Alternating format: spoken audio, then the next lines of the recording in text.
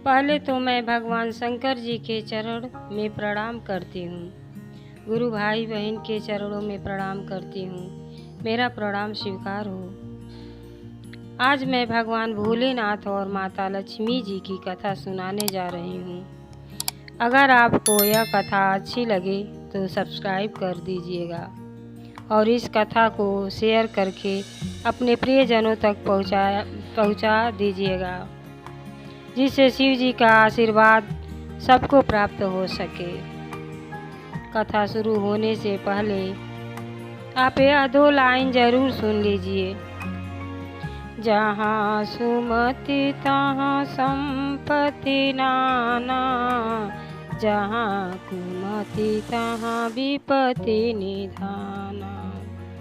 अर्थात जिस परिवार के लोग मिलजुल कर प्रेम से एक साथ रहते हैं, उस परिवार में धन संपदा भरी पड़ी रहती है, और जिस परिवार के लोग में मतभेद होता है और बुद्धि भ्रष्ट होती है, वहाँ धन का नाश हो जाता है। वहाँ से लक्ष्मी जी रूठ कर चली जाती हैं। अब मैं कथा शुरू करने जा रही हूँ। एक गांव में एक पंडित और एक पंडिताइन रहते थे। उनका बहुत बड़ा कारोबार था। बहुत से नौकर चाकर उनके काम में लगे रहते थे। वे दोनों लोग भगवान भोलेनाथ के भक्त थे। उन लोगों पर माता लक्ष्मी जी की भी कृपा बनी रहती थी। इसलिए पंडित जी बहुत ही धनवान हो गए थे। लक्ष्मी जी ने पंडित जी के घर में वास कर लिया था। जब यह बात नारद जी को पता लगी, तब नारद भगवान व्याकुल हो गए और सोचने लगे कि अगर लक्ष्मी जी एक ही व्यक्ति के घर बैठी रह जाएंगी तब तो एक व्यक्ति अमीर ही बना रहेगा और बाकी सारे लोग गरीब होते चले जाएंगे। इस तरह से तो सृष्टि का संतुलन ही बिगड़ने लगेगा। यह सब सोचने के बाद वह तुरंत माता लक्ष्मी जी के पास आते हैं और विचार विमर्श करते हैं। लक्ष्मी जी उनके विचार से सहमत हो जाती हैं और कहती हैं, मैं इस विषय में कुछ उपाय जरूर करूंगी। इसके बाद रात हो जाती है और पंडित जी सो जाते हैं। तब माता लक्ष्मी जी पंडित जी के सपने में आती हैं और कहने लगती हैं कि हे पंडित जी, अब हमारे जाने का समय हो गया है। अब मैं यहाँ से चली जाऊंगी। मैंने बहुत दिन तक तुम्हारा साथ दिया। पंडित जी कहने लगे, हे माता जी, आप ऐसा क्यों कर रही हैं? हमसे क्या गलती हो गई है कि आप हमसे नाराज हो गई हैं? हम पर दया दृष्टि बनाए रखिए और हमारा घर छोड़कर मत जाइए। आपकी ही दया से हमारा इतना बड़ा कारोबार चल रहा है। समाज में मान मर्यादा और प्रतिष्ठा बनी हुई है। आप इस तरह से अगर हमको छोड़कर चली जाएंगी तब तो हम गरीब हो जाएंगे। हमारा सब कुछ नष्ट हो जाएगा। इसलिए हे माता जी, आप हमको छोड़कर मत जाइए। इसके बाद माता लक्ष्मी जी पंडित जी को समझाने लगती हैं। पूरा संसार जानता है कि मैं एक जगह अस्थायी रूप से नहीं रहती हूँ। मेरा स्वभाव बहुत ही चंचल है, इसलिए मैं इधर उधर आती और जाती रहती हूँ। मैंने तुम्हारा साथ बहुत दिन तक निभाया है। अब मेरा यहाँ रहने का समय पूरा हो गया है और मैं अब यहाँ से चली जाऊँगी। लक्ष्मी जी की यह बात सुनकर पंडित जी को बहुत चिंता होने लगी। वह दोनों हाथ जोड़कर लक्ष्मी जी से प्रार्थना करने लगे। लक्ष्मी जी उनकी सेवा भक्ति से खुश थी। वह पंडित जी से कहती हैं कि तुम अब जिद करना छोड़ दो, मैं तुम्हारी भक्ति से प्रसन्न हूँ और तुम हमसे एक वरदान मांग लो। मैं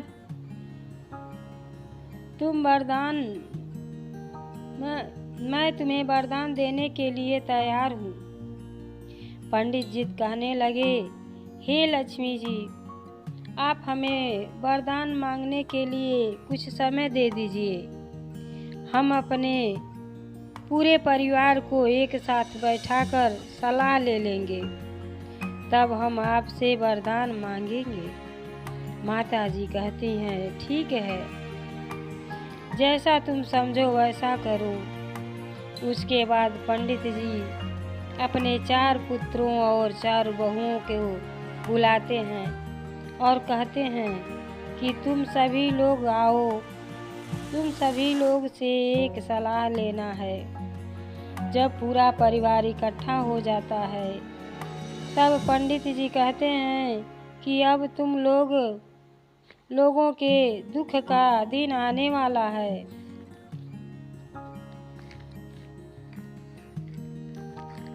तुम लोग गरीब बनने वाले हो। सारे बहू और बच्चे कहने लगते हैं, क्यों, क्या हुआ पिताजी? आप क्यों इस तरह से बात कर रहे हैं? क्या बात हो गई है? तब पंडित जी कहने लगे कि आज की रात में हमने सपने में लक्ष्मी माता आई हैं और कही हैं, आज के सपने में लक्ष्मी माता आई हैं और कही हैं कि मैं अब तुम्हारा साथ छोड़ दूंगी। अगर तुम्हें कोई वरदान मांगना हो तो मांग सकते हो, इसलिए मैंने तुम लोगों को बुलाया है। अब तुम ही लोग बताओ कि कौन सा वरदान हम मांगे। तब उसमें से एक ने कहा कि हे पिताजी, आप लक्ष्मी जी से धन मांग लीजिए। दूसरे ने कहा कि हे पिताजी, आप लक्ष्मी जी से ज़मीन मांग लीजिए। और तीसरी बहू ने कहा कि आप सोना चांदी मांग लीजिए। लेकिन पंडित जी की जो चौथी बहू थी उसकी बात सबसे अलग थी। वह बोली, पिताजी, आप लक्ष्मी जी से सोना चांदी धन और ज़मीन मत मांगिएगा। तब पंडित जी बोले कि क्यों नहीं मांगूंगा, अब तो वह हम लोगों को छोड़कर जाने वाली हैं, तो कुछ ना कुछ तो मांगे, हमें मांगना ही पड़ेगा। तब छोटी बहू कहने लगी, सुनिए पिताजी, अगर आपको कुछ मांगना ही है तो आप लक्ष्मी जी से कहिएगा कि हमारे घर में सदा के लिए प्रेम बना रहे।